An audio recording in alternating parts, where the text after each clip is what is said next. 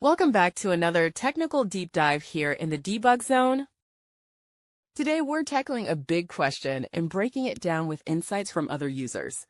Hopefully this clears up some misconceptions and helps you get the answer you need. So buckle up, stay a little curious, and let's jump right in.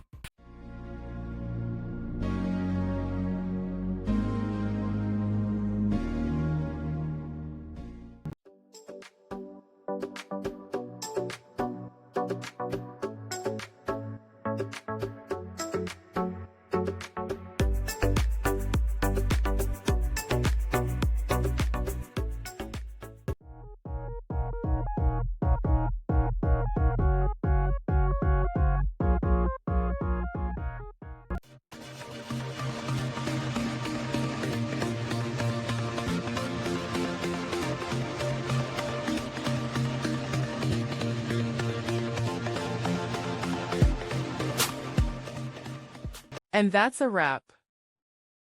I hope you found the answer you were looking for. If you did, take a second to hit that subscribe button. It really helps out. And let me know in the comments which solution worked best for you.